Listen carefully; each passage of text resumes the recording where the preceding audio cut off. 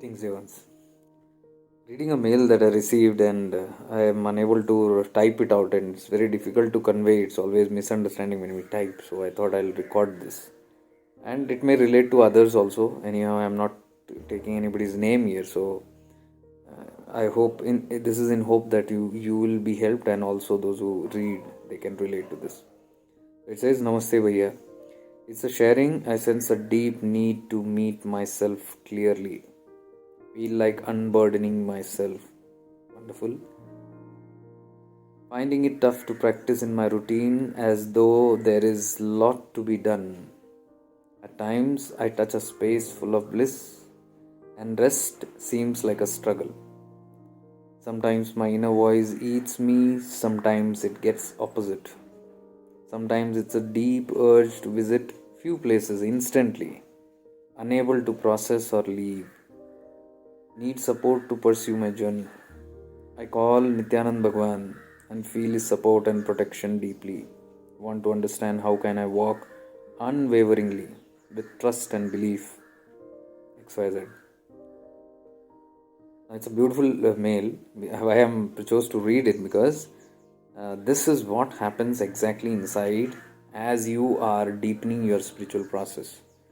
First, when the awakening happens, there's a deep, deep, deep pull inside, and then as soon as you start unwinding, all these things you'll start witnessing and feeling and experiencing it. Stay with it. This is nothing that is abnormal and nothing wrong that is happening with you. It might tear you apart, it might seem sometimes very, very horrid, but the other aspect is because we are in a dual world, it keeps fluctuating. You will have both the experiences, the gross experience and the subtle experience, the good experience and the so-called bad experience. There is nothing bad but so-called bad experience, and that is why you can see your fluctuations here. You can see very much dual that is happening. Like what you said is, okay, let me read it in line here. It's a sharing. I sense a deep need to meet myself very clearly. Okay, that's the deep pull to meet myself. That is so beautiful that you've written. See, there is so much of decoding in your own words. You said I sense a deep need to meet myself. You have written myself as one word, but I'm splitting it into two. So you said that deep need to meet myself. That means myself. That's what's happening. Exactly, that's what's happening. So that's the urge coming in. And then you write that feel like unburdening myself. Yes, very truly. See, all the solutions are there in your mail only.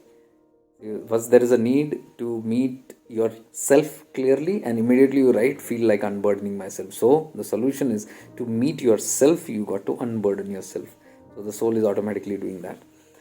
Then you write, okay, now when it's automatically doing, see, you write, finding it tough to practice in my routine as if there is lot to be done. Okay. So when it starts unfolding and giving you the pull, you automatically begin doing the practices because now there is a deep urge and to do anything and everything. Just you don't care about this practice or that.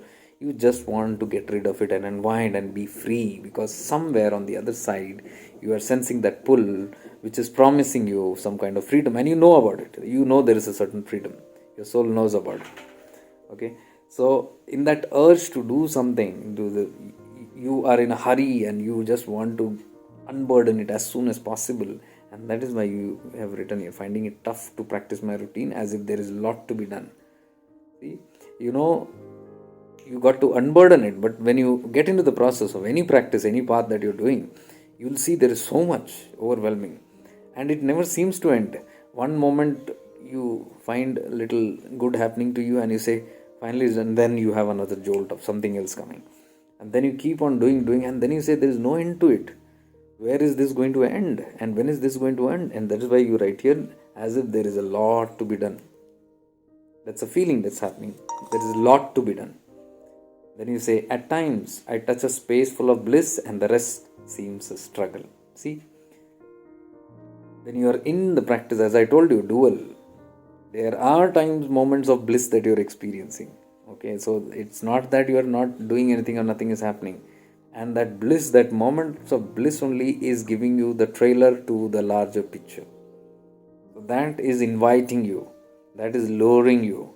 And now, since you have tasted that little bit of that peace or bliss or whatever you call that space you have touched, Now there is eagerness to expand it and be in that space completely, all the time, not just temporarily. Because you say sometimes it is you touch a space full of bliss, and the rest times it seems like a struggle.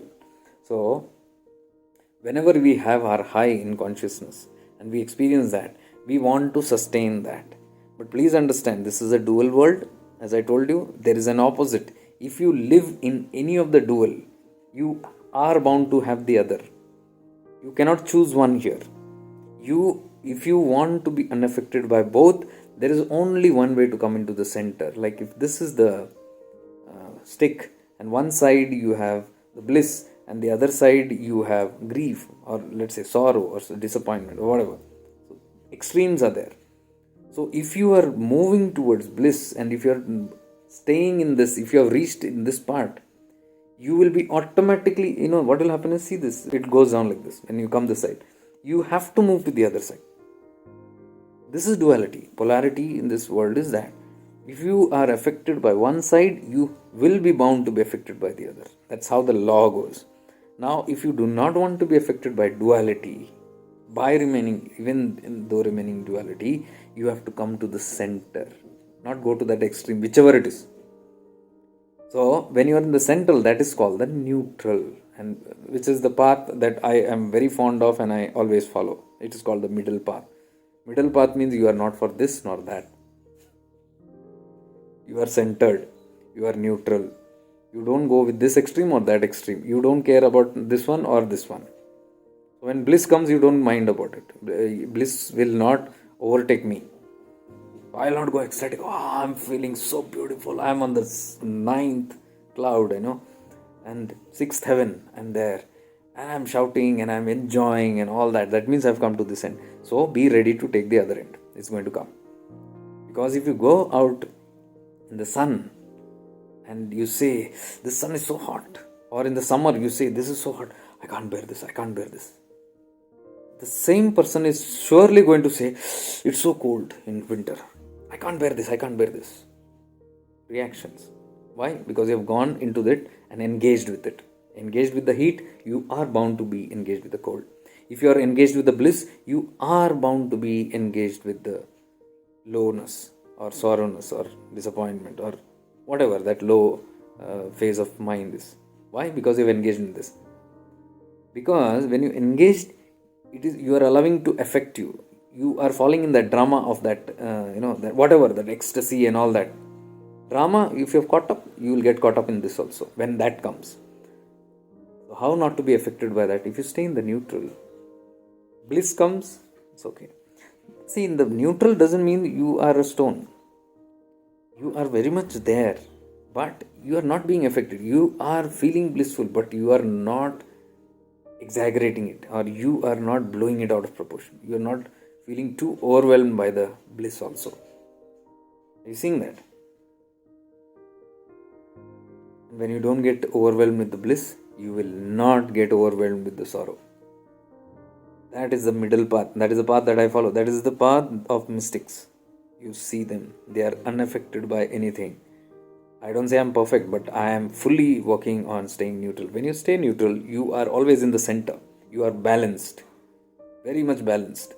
And that is living also in the present moment, because this side is past and this side is future. If you get too much thinking about it, it overwhelms you. Past. If you get too overwhelmed about future, it affects you.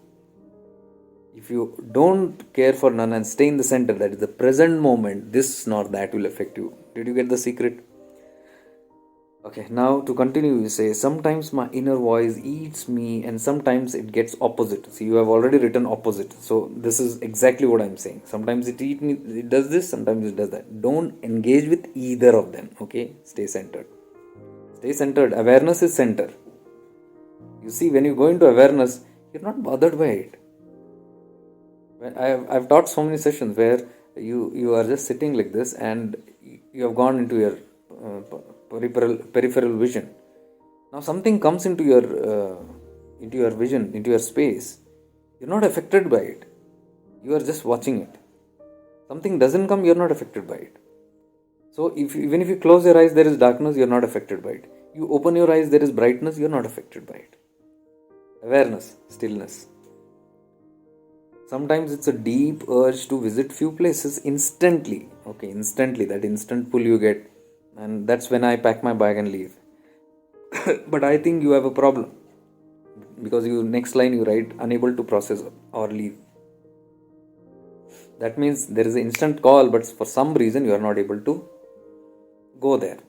And that, I know, nothing can be done again on that, because if I am unable to go somewhere, then what I do is I find some other alternative to do that. For example, if I feel like I have to go to Tirunelveli then immediately I have to go and I look at the train tickets, it's all booked full, or some reason I cannot leave, then my Tirunelveli becomes my local some park or something immediately. That gratification, I follow that, and there's no harm in gratifying yourself for the higher senses. I don't bother about it. So I might either go for a long walk, or I might just go to the bus station and go to the nearest ashram, or visit a local samadhi here, something like that. And till the time I can catch up with that Tirunamalai. So I see whenever, okay, so next week the ticket is available. Okay, I book that. But if it is very instantaneous, I need some gratification of the higher senses, I do it.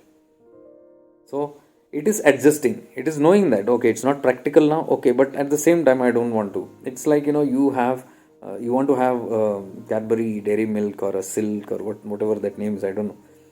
You want to have that and it's coming and the shop is very far, but you want it instantly, and then you see an eclairs, a small eclairs, come chala lo usse. For the time being, you're going to treat yourself later. For the time being, enjoy it. I mean, this way you can settle down. Need support to pursue my journey? Yes, I'm always here, and all these videos are always there for you here. I call Nityanand Bhagwan and feel his support and protection deeply. और क्या चाहिए? और क्या चाहिए? Because many people write, I call Nityanand Bhagwan, I call him that. But the other part, most of them don't write. I feel his support and protection deeply, you said. What else do you want? I mean, that's it. That's it. Rest all will happen. And then you say, want to understand how can I walk unwaveringly? Okay. So, unwaveringly is center. When you waver means you are in either extremes. Just come into the center and settle. One big tip I'll give you to settle down, because you are already looking into this awareness, and it's helping you. You have told you have probably done a session also, so it's good. What I would suggest you deeply is practice this awareness. Once you catch this awareness thing, once it becomes a part of your experience, you have that experience and you get that both of that experience, you just go again and again back into that deep self of yours. Practice moments of silence as much as you can, because you have all the positive things that you have told. You are able to touch moments of bliss. You are able to feel the divine presence of Bhagavan Nityananda, and you are having your good, experiences also. Stick on to that, expand that, catch that, expand that. If you are feeling Bhagavan's presence, expand that, and stay in that bliss. If it is 1 minute or 2 minutes, make it for 5 minutes, 10 minutes. Don't go for that when you are in trouble. It's happening, okay, let's see, and then get lost in the world, and and then suddenly there's a problem. Too much stressful now, let me go and connect to Bhagavan, or let me try to feel the bliss. Then it will be too much pressure on you, because there is a lot of expectation that it should happen, and that expectation will destroy the whole thing. So I would always suggest people not to try to do this only when you have extreme moments. Like when you have some problems, only think of doing these things. Rather, I would say, whenever you are going into that bliss space or whatever, when you find it convenient, keep expanding it. So whenever you have the connectivity, keep expanding, be in that bliss and stay in that connected communication, and feel that space where you and he are not different. It's one, the communication happening, and everything is going beautiful.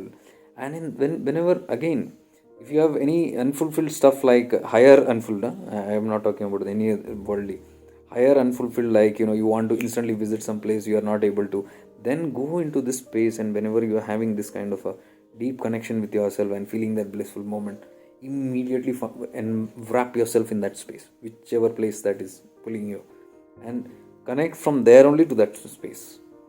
Most of the time, two things will happen in that. One is you'll feel gratified, because if your Sukshma Sharira even accidentally goes there and you are experiencing that, if it happens, then you'll feel gratified. Then you'll not feel the urge to go there, you'll feel gratified. Or if that doesn't happen, also, what will happen is, in that high state of vibration, you are actually putting in seeds of manifestation. The manifestation process is happening to manifest that thing in your reality. With much divine love and light to you. Stay blessed.